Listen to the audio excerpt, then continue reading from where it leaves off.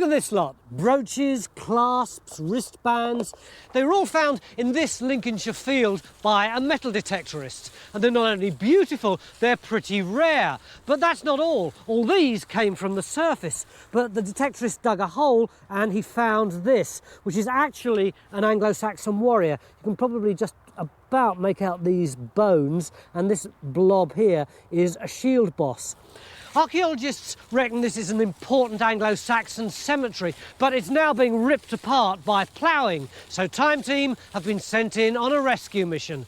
We want to find out how big this cemetery is, how old it is, and whether or not there are any other warriors buried here. As usual, we've got just 3 days to do it, and judging by these finds, we could have our work cut out.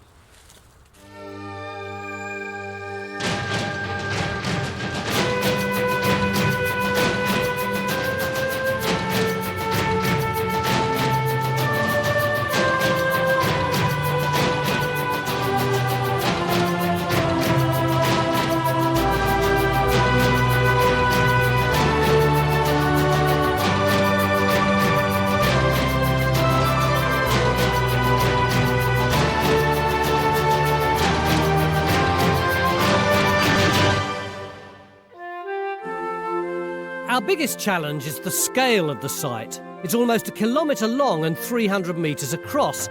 So to help us target our trenches, we've sent an army of field walkers to scour the surface for concentrations of finds before the diggers move in. While we have plenty of finds from the detectorists to mull over.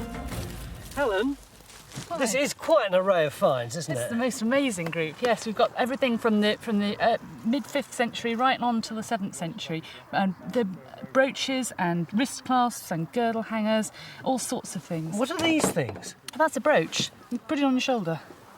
Which way does it go? It goes like that. Not on your shoulder, obviously, because it's a woman's brooch, but it would have looked nice anyway, wouldn't it? What can you tell just by this array of finds? Can you tell how many people there are, for instance? Well, I've just been quickly counting up the brooches. We've got 21 of them, so that means that's at least 10 women buried somewhere in this field. How are we going to find out more about this cemetery? Presumably we're not just going to stick in a load of test pits. No, we do want to dig one pit to try to re-establish the location of the grave that Andrew found and to make sure we've got all the data we possibly can out of it. But then after that we're going to try to look for the edges of the cemetery to find out just how big it is. Are we likely to find any more stuff? I think so, yes. If you look at the breaks on these brooches, they're very, very fresh. These have just recently been hit by the plough, and there should be a lot more deeper graves out there to find.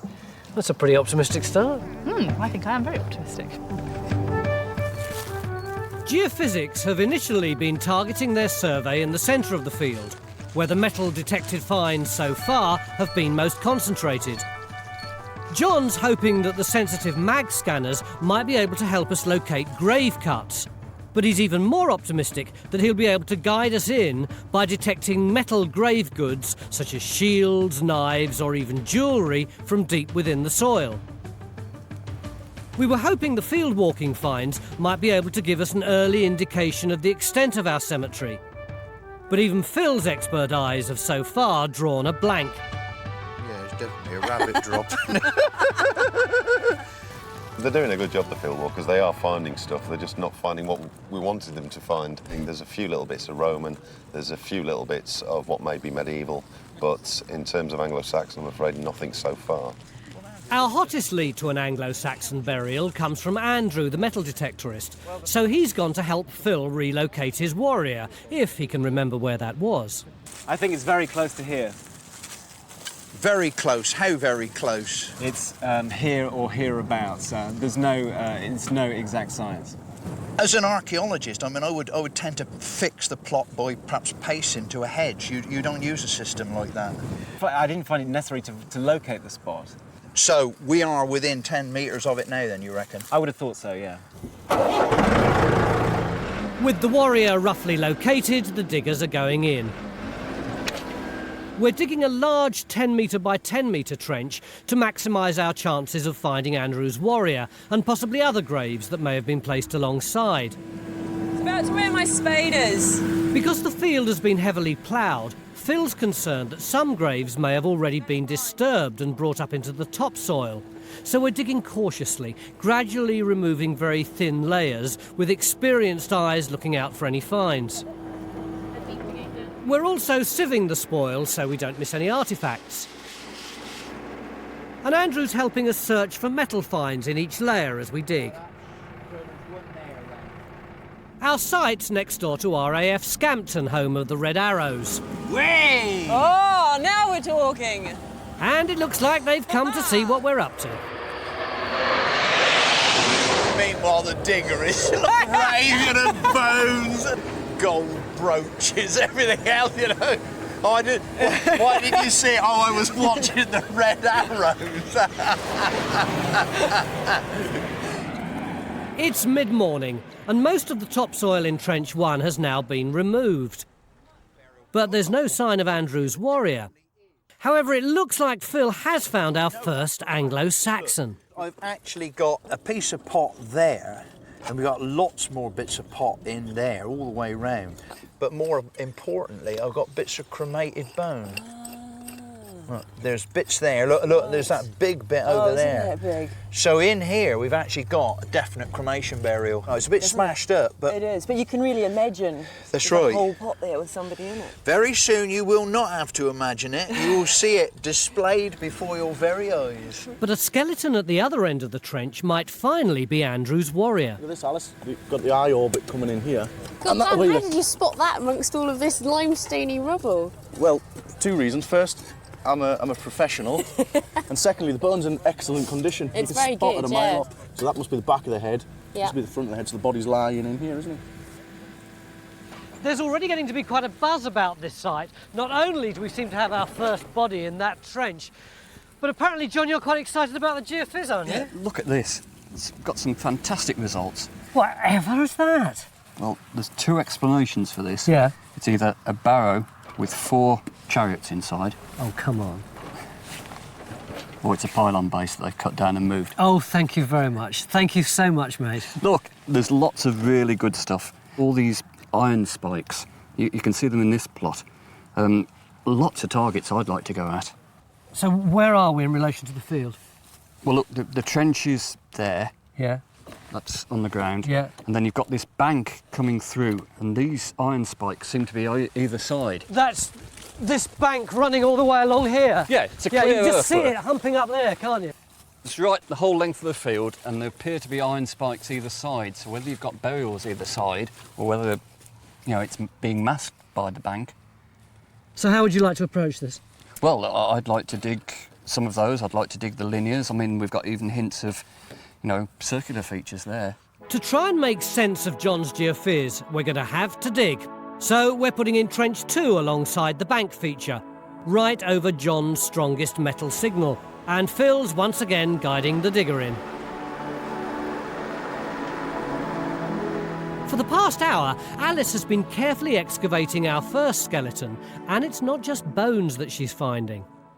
There are grave goods with it. Are There's there? something, yes. First thing I found was something metal lying underneath the skull, and it looks like it's iron. It's got a sort of rusty orange colour to it. I've no idea what it is because it's hidden under the skull.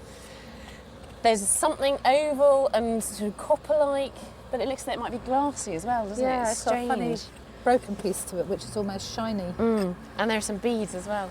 Beads? Yeah. Where are the beads? Yeah, they're beautiful. Just here. Is that some orangey stuff on that bead? Yes, it's got little orange spots on it, and it's got a cross of blue that I can see just there. It's absolutely beautiful. And what about the state of the body? Well, as you can see, the top of the skull's been completely taken off with the plough, and the shoulder's gone as well. But the bone itself actually seems to be in quite good condition, the bone that is there. Can you tell anything about the skeleton so far? It's an adult, and we know this is an older individual because the wear on the teeth here is really, really severe, and on that one, the crown has almost completely been worn away. And we've also got a missing tooth there, and you've got this really marked remodelling, so that tooth has been lost for quite a long time. From Andrew's finds, it looks like we're dealing with a very early Anglo-Saxon cemetery, probably established in the late 5th century, around 480 AD, only 70 years after the Romans left. Our Anglo-Saxons buried here were living through unstable times and inhabited a strange world of clan warfare and decaying Roman villas. After the Romans left, all these hordes of people came over from the continent, didn't they? The Franks and the Frisians and the Saxons.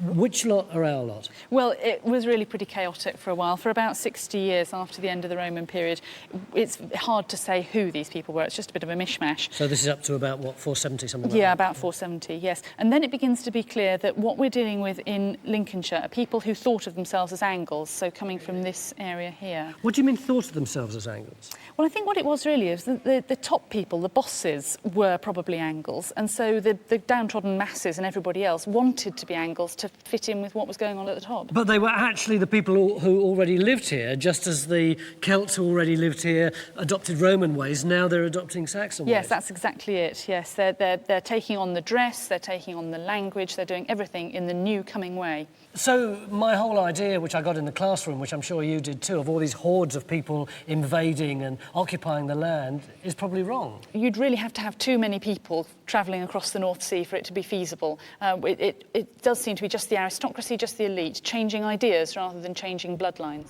In Trench 1, the archaeologists have made another breakthrough. Dan, to Tony.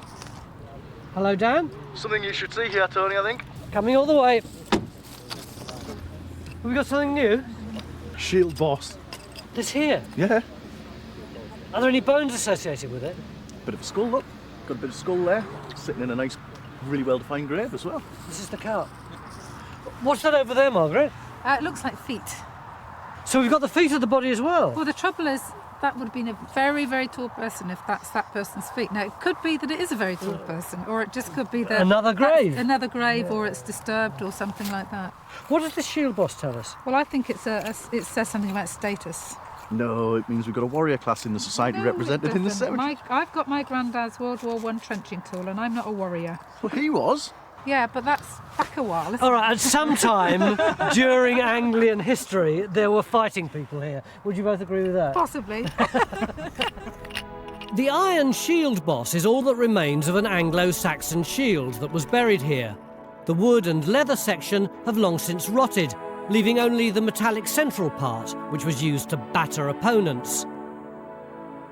And the rarity of this find means it looks like we've found Andrew's warrior grave. But in Trench 2, there's absolutely no sign of any metalwork. And a concerned John has called for one of his team to check the signal is still there. 400 nanotesla. Is that a lot? It's quite strong. I would think something, I don't know, the size of your hat. Oh. So the search continues. Stuart has been trawling through maps and aerial photographs to try and find out more about our cemetery's location, and has discovered that the earthen bank running across our site is also visible in neighbouring fields on the air photography. That mark runs right across the field and it continues through the field up to the north out there as well, so there is something showing through there quite nicely. And after looking at a 17th century map, he's found there was once a road running through our site.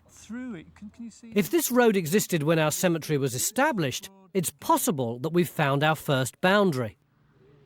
In Trench 2, Phil's finally found John's metalwork. It's a talk. It's a talk. You've got some industrial archaeology, Phil. Well, you did say it was about head size, didn't you?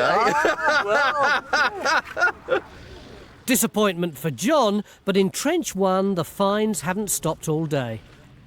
Is that another bit of metal next to the shield boss? It is, and we think it's probably a broken blade, whether it's a knife or a spear, or we're not sure at the moment. What about these two bubbly things? They look like rivets, maybe holding leather or wood in place on the shield. Have you solved the mystery of the feet yet? Well, almost 100% sure that we've got one very tall person and just running a tape along, good 6 foot tall, so very statuesque. It's been a very good day one, hasn't it? Brilliant, absolutely brilliant. Not only have we got this burial and all these finds, but we've got this cremation that Bridget's working on with all these little bits of bone here, and this beautiful old skeleton with lots of interesting grave goods, including beads and something green there that we haven't even got up yet. But we've got a big problem, which is that we want to ascertain how big this whole cemetery actually is, but John's just told the archaeologists that you can't possibly geophys the whole area in the time that we've got left, and consequently, presumably, we can't dig it. There's no way we're going to dig the whole field, no. So we need to work out some kind of way to ascertain how many people actually were buried in this field. We really need to try and know how big the cemetery was. It's the most important thing. And we've got to do that by tomorrow morning? I've got to have a strategy by then. Join us after the break. How are we going to do that?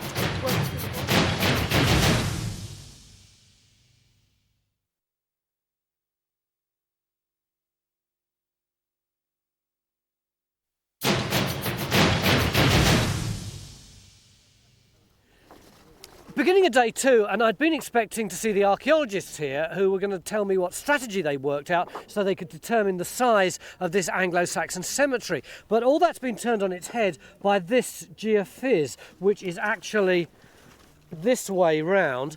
Yesterday, John had done that, but then last night, after we'd all gone home, he did this strip here, which revealed this mysterious circle, which is just over there past where Jim is doing that geophys. And some of the archaeologists are saying it could be a barrow, but we won't know until John's done this next strip here so that we can reveal the shape of it. But whatever it is, it's going to be pretty exciting, and I reckon it's going to dictate today's archaeology.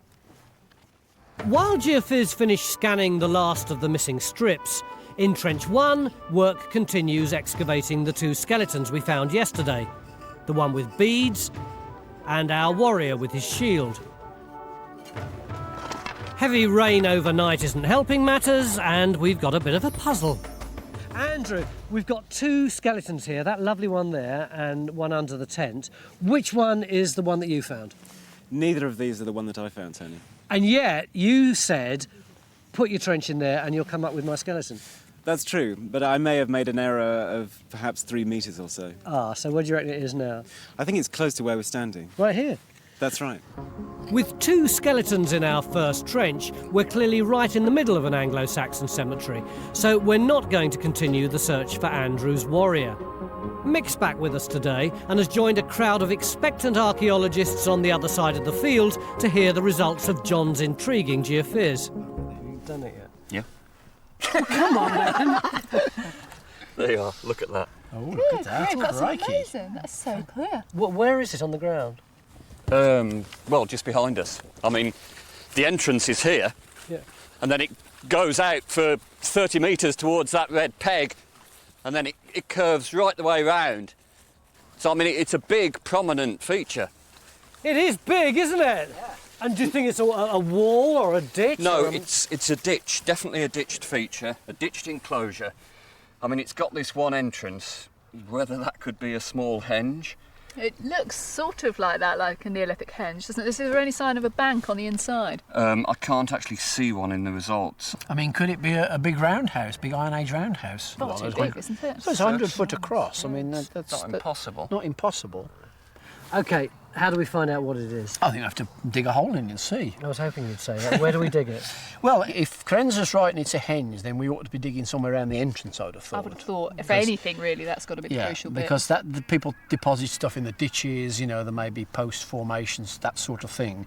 And if we want a date, then we want some finds of the right period, and that's likely to be around the entrance. Mick, I know this is day 1 for you, and you're not up to speed yet, but have they got a strategy that's going to find the edge of this cemetery? I think so. I think it's going to be difficult, but we do have this earthwork running across, because if this is a pre-existing road that, you know, the cemetery went up to, then that's perhaps a boundary in that direction. We need to look at that. And then I think the other thing is to look at all the metal detected finds and map them, because that might give us the extent of the cemetery as well. So we've got a number of things to try out. To investigate John's possible henge, we're opening 2 more trenches, one right across the entrance to look for finds to date the structure, and a second to take in the rim of the feature and investigate a mark on the geophysics. Matt's opening up our new trenches. Phil's continuing to look for Anglo-Saxons in Trench 2, and Henry's teamed up with Andrew to map out his original finds to see if they can give us an idea of the extent of the cemetery. Yeah, I don't think I found any brooches this side of the line at all. Right. In Trench 1, we've got the painstaking process of excavating the badly broken cremation urn. But we've now got enough fragments for our pottery expert to identify it. It's very distinctly Anglo-Saxon. You can see all these impressions in the surface. Oh, It's chaff. The clay was mixed probably with animal dung and then fired. And obviously there's a lot of organic material in it, like seed cases and bits of straw and all that sort of thing. This kind of pot, is it typical cremation urn material? Well, not usually, no. I mean, it's more the sort of stuff you associate with domestic settlements. Theory being that it was used particularly for cooking pottery. On the other side of the trench, Dan's discovered our warrior not only has a shield, but also a blade. It's what I think is the spearhead. I mean, it seems the obvious choice. There's a metal, there's a base of it there, and it comes to a point there. So, if you like, he's got it clutched under his arm there. It's the remains of a hadzaxe, a small 6th century hand knife that many Anglo-Saxons would have carried with them. I'm going to measure it with this now. We've got some tantalising fragments of early Anglo-Saxon weaponry. And to get a better idea of what they may have been like, we've set craftsmen Ulfric and Richard Darragh the challenge of making a replica battle shield using, where possible, authentic tools and techniques. Ulfric is making the shield boss, based on measurements from the one we found, and is moulding a disc of sheet metal into a dome shape by heating, hammering and cooling to keep the metal flexible so it won't crack when in battle. Using just his eye as a measure, Richard is first shaving down a section of seasoned poplar wood which will form the light but rigid skeleton for the shield. This is then carefully axed to form the circular shield shape. For almost 2 days now, there's been nothing in Trench 2, but Phil's persistence has finally paid off. John, there's a big old lump of pot down in here, look. That's nice. God, look, oh, look. Is it pot? Oh God, it's pot right enough. I mean, I just have this horrible feeling it'll either stop or it'll keep going. I rather hope it's going to keep going. And it's not, doesn't look broken. It's, You did well to spot that. It's so solid. Look at that. It's getting bigger. Oh boy. Oh boy, oh boy, oh boy. See, it's in this brown blob which comes round like that. Oh. Look what we got in there. That is broken skull. It's a skull. Well, that solves that one then. Another grave. So the pot with the burial. It's our 4th Anglo-Saxon, and everyone's feeling pretty pleased with themselves. But just when I thought we were getting to grips with this site, our warrior in Trench 1 looks like he might not have been quite what we'd imagined. Well, at the moment, it looks almost certainly like a female. A 6-foot female? It looks like it. I would need to really have a proper look at the pelvis, but the sciatic notch is really, really wide, and that's something that suggests this is a woman rather than a man. Really? Yeah, really. I'm not 100% sure yet, but I'm getting there. About 70% sure it's a woman. And if it is, she's a very tall female for this period. Is that the only evidence you've got? Well, the other thing that comes into play a bit, just as a supportive thing, the bones are really quite smooth and very slender, and that's usually considered to be found on female skeletons. So at the moment, she's looking very female. It's a bit hypothetical at the moment, though, isn't it? Have you got anything tangible that you can tell us about it? The only other thing I can mention is that she has got rather odd teeth. Instead of having an overbite where your upper teeth go outside of your lower teeth, like most of us have, her teeth met like that, and her front teeth are very short, where they wore against one another, which meant she would have had a very sort of small little face and quite an unusual smile. So 6 foot, but not very pretty. While Margaret gathers more evidence to support her theory, on the other side of the site, there's no sign yet of John's henge. 3 to 3.5 metres from this end. And after leading Phil to a coil of rusty wire yesterday, he's anxious to find a bit of real archaeology. I can't see anything. Come on, it's black and white on here. It's brown and brown in here, that's the difficult bit. Our Lincolnshire Anglo-Saxons were not just living side by side with Roman ruins, but also among features from much earlier civilisations. And Stuart thinks our so-called henge may be the key to understanding why our Anglo-Saxons chose this site to bury their dead. We know there are a number of prehistoric burials along this ridgeway.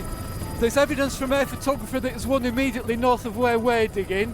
There's that nice enclosure that John's picked up on the geophysics, which looks as if it might be another prehistoric burial enclosure, and there's possibly one to the south as well. And we know from other sites that the Anglo-Saxons loved to bury close to where burials are already being established. So I think we should be looking at continuity of tradition. If Stuart's right, the Anglo-Saxons chose this site precisely because of these prehistoric monuments. In Trench 1, Alice has now cleared the soil from our skeleton with beads and can see from the pelvis that she was a woman. And arthritic scarring on her spine and worn teeth suggests she was probably a mature woman. And we've got more beautiful grave goods. Have you seen the objects? They're fantastic. There's these beads up here. That's an amber one. Yes. And this one's got a lot of pattern on it. There's another one tucked in underneath there. There's these amazing wrist clasps, which are copper, just down there. And then there's this ring here, which I don't know whether that's part of a girdle hanger or not. It might be. Right. Our Anglo-Saxons lived during the so-called Dark Ages, an era from which no records exist that might tell us more about who these people were. But Andrew's finds can tell us when they were living here, and that's because they were just as vain as we are. The best way of dating is to use changes in fashion. What, like the difference between when we wore winkle pickers and when we wore chiselled toes? That's right, yes. So these marvellous finds that are so beautiful are also absolutely vital as dating evidence. And I can show you that by using these cruciform brooches. This is a really, really early Anglo-Saxon one. It looks just like a late Roman brooch, but it's got this little animal head. Can you see that? It looks a bit like a horse. Yes, I can, yeah. Which is a really kind of Germanic thing. Yeah. Now, that one is not that easy to see, but if we move on to, say, one of these, which is one of Andrew's finds from our site, that much larger animal head is really, really obvious, isn't it? So that's later because it's developed more? Yes, it's developed a bit and it's much bigger. And then so we get... presumably this one, it's got a cartoon face, Yeah, isn't look at those nostrils. Yeah. And they get bigger and they get flatter. So yes, you've got the next one, even bigger. And we move on to these two from Lincoln Museum. I mean, look at that. You'd never be able to understand that if you didn't know what it was supposed to look like. It's become completely debased, completely stylised. So very, very much later. Trench 2's now been extended into the earthen bank, and Phil's uncovered evidence that suggests our road could be contemporary with our cemetery. So you're saying these might be ruts then? It's quite possible. They're right on the area they should be. Are they concentrating in an area, or are they spreading all the way across here? They were more concentrated on this side. I mean, I don't know what the actual gauge of a wagon would be. You're going to want me to dig over there just to prove what gauge they were. There's certainly a lot more than one, though, isn't there? There's a whole series of them. We now think the road may form an outer limit for the cemetery. To test this theory, we're going to be digging on the other side of the ruts to see if the burials stop.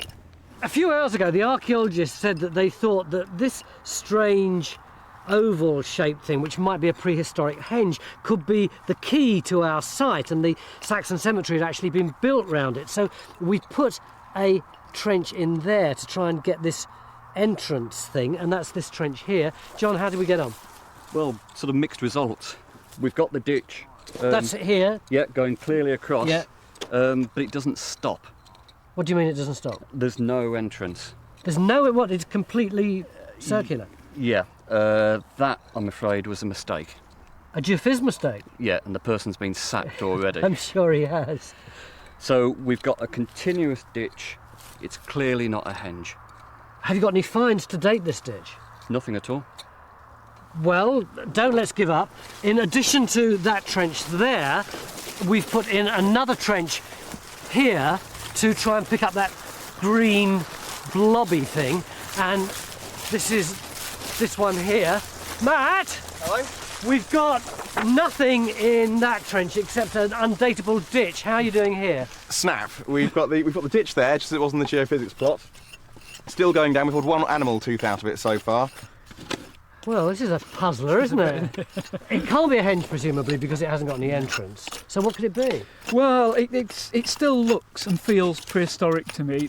This is a ring ditch of some type. Yeah. It could be that you've got cremations placed inside it, perhaps, prehistoric cremations, or it could simply be a space reserved for some sort of activity in here and you wouldn't get any finds with it. Typical archaeologist. It's a space reserved for some kind of activity.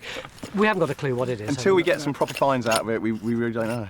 Well, this could still be the key to understanding our site, but we're going to do a heck of a lot of work on it before we get anywhere near understanding what it is.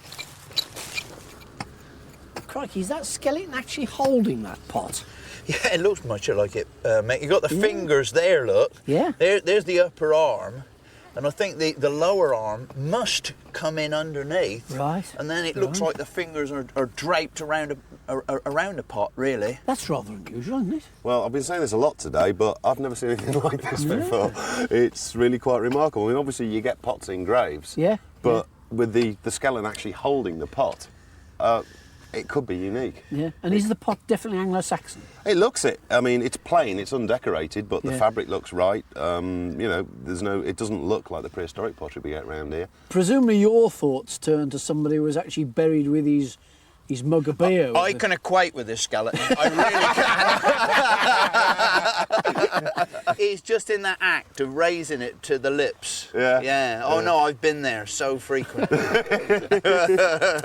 Getting your mind back onto the job, Phil, we were discussing this morning whether this alignment was the edge of the cemetery on this side. I mean, we've cleared quite a big area out there, and where Kerry's been looking over there, there's not a trace of any burials in that. Right. So as far as we're concerned, this is as far to the east as these burials actually extend. Right. But funnily enough, if this is the limit of the burials, they also coincide with our earthen bank feature and with the alignment of the road. So we now know that our road forms our cemetery's eastern boundary, but we still don't know how far it might extend westwards. One place where we are about to get some answers is in Trench 1. Is our 6-foot warrior really a woman? No flaring. It's a girl. Quite a small mastocytosis. Yeah, it's definitely a girl. Yeah. End of day 2, and in here we've got a fascinating mystery. We've got 2 skeletons, both of which our bone specialists are pretty sure are women, but one of them is the tallest Anglo-Saxon woman by 10 centimetres ever found by archaeologists in Great Britain, and she's been buried in full military honours, while the other one is decked out in jewellery. Why? Join us after the break.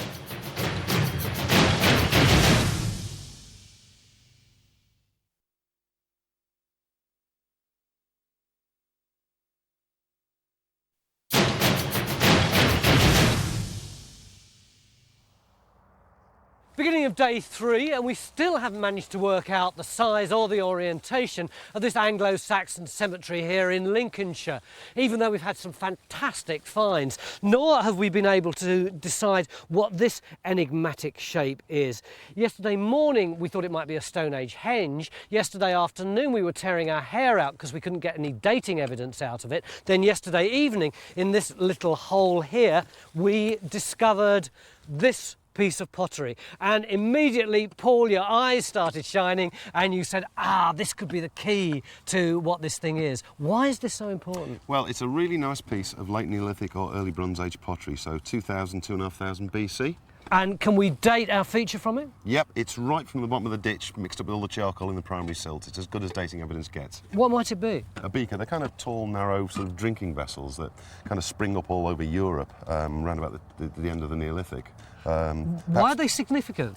Well, the size looks like they might have been used as drinking cups, and because they spring up all over Europe at the same time, it's thought that the liquid they contained, the drink, was a particularly potent and exciting kind of drink. It's possibly the first time we can see early alcohol drinking. There's another school of thought that says these cord impressions on the pot were actually made with hemp string, and it's kind of symbolic of the contents. We could be looking at cannabis beer. Well, no wonder your eyes were shining.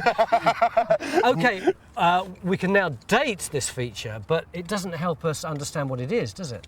It does actually, yes. We think that this is an early Bronze Age barrow. What we're looking for is some kind of burial, either a big inhumation grave perhaps, or it could be a really small cremation, and both of kind of early Bronze Age date.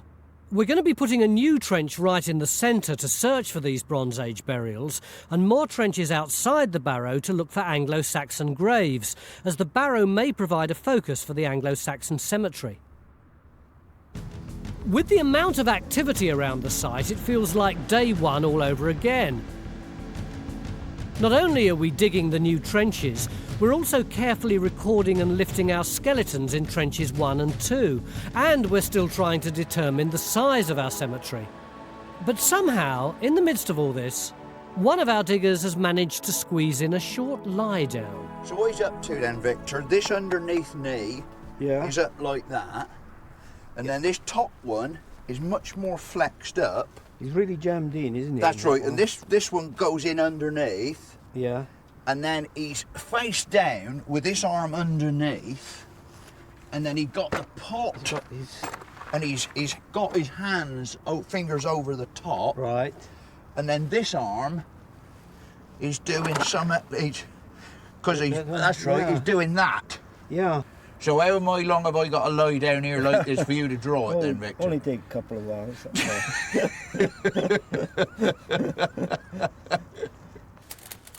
Our craftsmen are working hard to finish our replica Anglo-Saxon shield. Having hammered the dome into shape, Ulfric's now attaching the button to the boss with a rivet.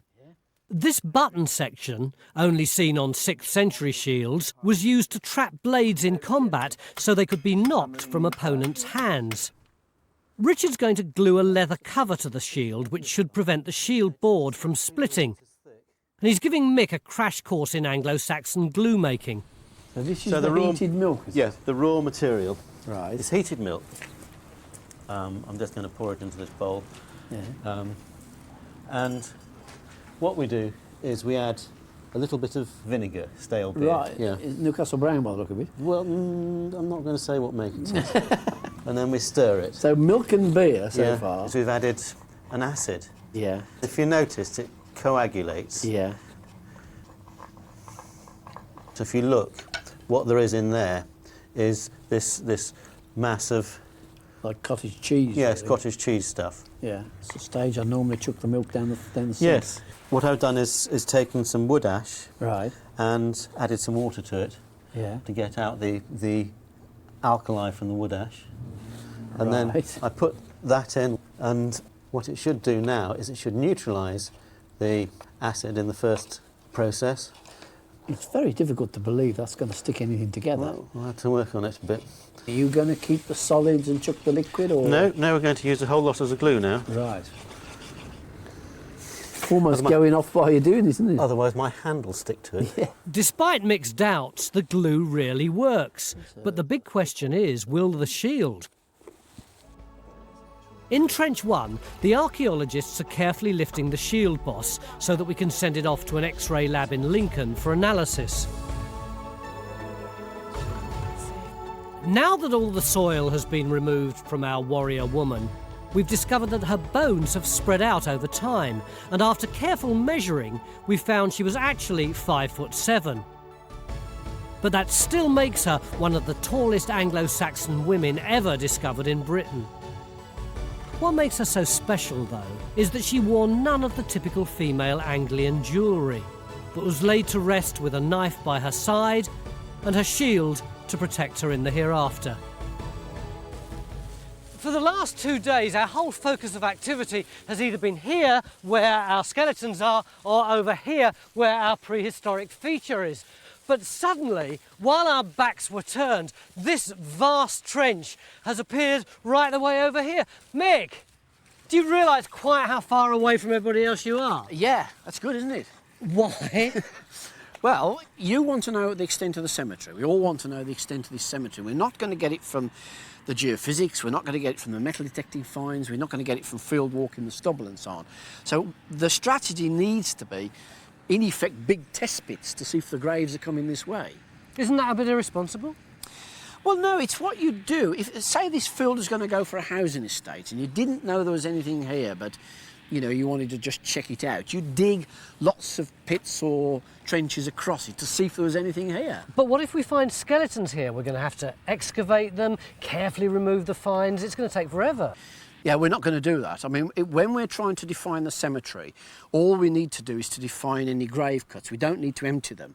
And I think it's fairly clear there aren't any in here. It doesn't come this far. So the less we find, the more we have to dig. This could be the beginning of a very heavy excavation strategy. All morning, the archaeologists have been searching for burials in the centre of our Bronze Age barrow, so far without success.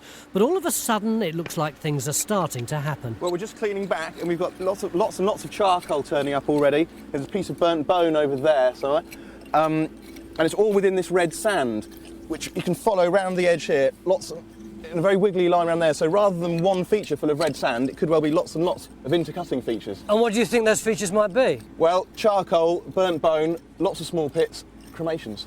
That's very intriguing, isn't it? What about in the rest of the trench? Well, it just goes on and on. Look at this. See this linear thing curving off? It's almost like a barrow ditch within inside a barrow ditch. It's great to get such a fascinating trench in the middle of day 3, isn't it? It is, and it ain't Saxon. It looks like we've got a lot more digging to make sense of this new mystery.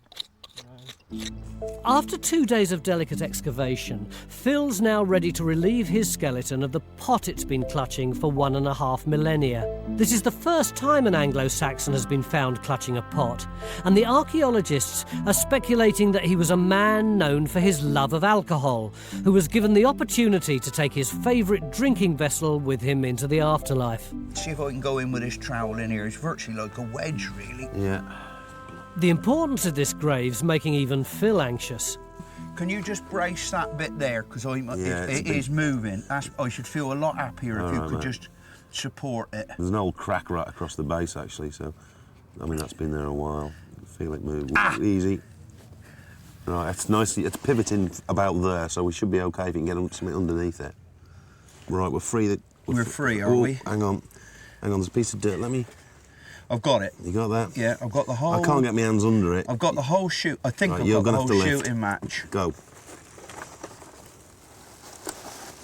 Beautifully done. Mind just support it under the tray. That's it. OK. Beautifully done. I feel quite hurt. What? I've snatched his pint away from me. As feared, Mick's new strategy for finding the edge of the cemetery has led to a proliferation of trenches, and Carenza seems to be digging in ever-decreasing circles towards our original trenches. Carenza, the first 2 days, the digging of the trenches was really quite leisurely.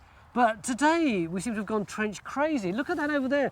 Well, what we're now trying to do is find areas where there aren't any burials, which will tell us we're outside the cemetery. But Mick's strategy is way over there. Well, exactly. We know there aren't any burials over there. The cemetery doesn't go that far. So we're now moving in. Are there any burials here? If there aren't any here, we can move even further in. That trench over there has already been dug. There's nothing there. And anything in here? It looks as if there isn't at the moment, no. So, does this tell us anything about the relationship between our barrow and the Anglo-Saxon cemetery? Well, no, at the moment that's all really very confusing. I was really expecting to find burials up near the barrow and we haven't managed to do it at all. Because we've found no more graves to the west and none around the barrow, it looks like we may have a linear cemetery laid alongside the road, and the scatter of Andrew's metal-detected finds seems to be backing this up. Just comparing that to the area where Andrew's been finding all of his metal finds, so all the Anglo-Saxon stuff he's had, is all sort of from that, within that blue line just there. Combined with the date of our finds, mostly 6th century, it suggests that this cemetery was used by just a few families over about 5 generations. Our old lady, our warrior woman and our drunkard may well have known each other. Our Anglo-Saxon finds are now back from the trenches and cleaned, and we've discovered some extraordinary jewellery. The beads are beautiful, aren't they? They are, but you have to look very closely at them to see how marvellous they are.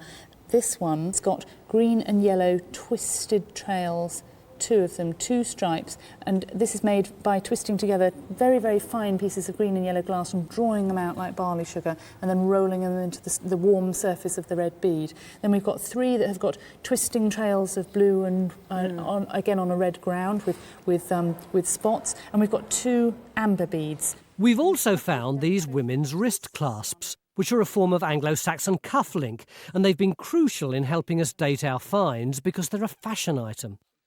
In general, wrist clasps are between late 5th to the end of the 6th century, but because these look like they're a fairly early stage, I'd say they were late 5th or early 6th, say about 470 to about 530. All this jewellery was worn by our second Anglo-Saxon woman, who was older and, unlike our warrior, wore traditional Anglian clothes.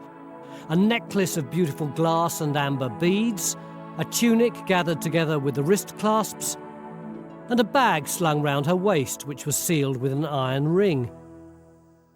Digging on our circular feature has ground to a halt. Our early bone finds now turn out to be just animal bone naturally mixed with the soil. Well, it looks fairly convincing as a ditch, doesn't it? And our barrow within a barrow is a frost wedge, a glacial feature gouged out during the Ice Age. But we've now done enough digging to explain what it was.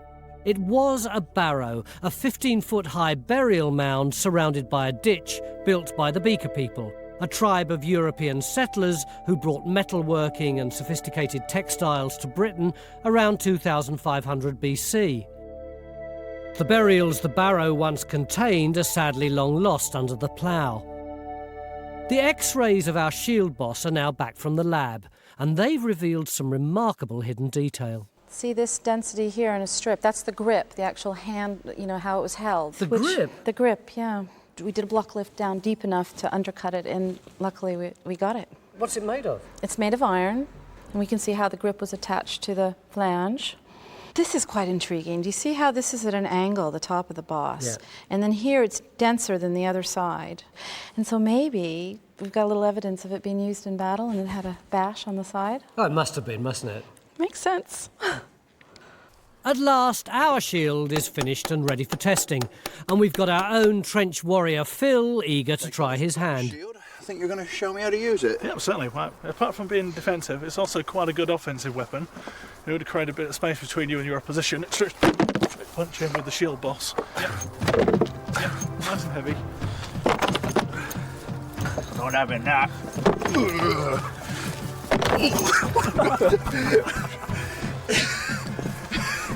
God, stone a cruise. This could be dangerous. Well, hey, you've bent me knobble, look. Oh. That's exactly the same damage as on the boss from the grave in Trench 1. Yeah. It was bent exactly like that. That's probably why I stopped using them eventually. But what's it like for defence? Well, that's pretty stuck, isn't it, Phil? That is. So does that mean you can't get it out of the shield and so your spear's useless then? It does, because then the guy on that side just deflects you away, and you've got to go with it. You've got to go with it. Yeah, but it's not only that, you've lost your life because you just leave yourself open and he stabs you. What about an axe? Yeah, I'd like to see with an axe. I'm game with an axe.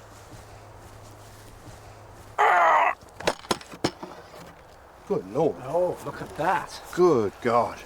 You'd be pretty immobilised with that, wouldn't you? It's come right through them. It's your hand that's in there. You're not actually going to take the blow on your arm or anything like that. No. And there's one last test. What damage can the boss do? Oh.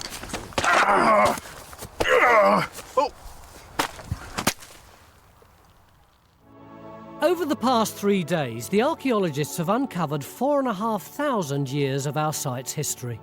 A Bronze Age beaker barrow, which the Anglo-Saxons must have looked on in wonder when they settled here, the ancient trackway along which our cemetery was laid, and finally, the burial plot covering a little over an acre, where our Anglo-Saxons began burying their dead around 480 AD. A small group of metal finds, however attractive they may be, were only ever going to be able to tell us so much about this site. But over the last 3 days, we've discovered the prehistoric story, as well as some of the more intimate details of the people who were buried here. The beautiful beads worn by the women, the man clutching his final drinking vessel, and our tall woman warrior with her shield and knife have brought me that much closer to our small group of Anglo-Saxons who lived here 1,500 years ago.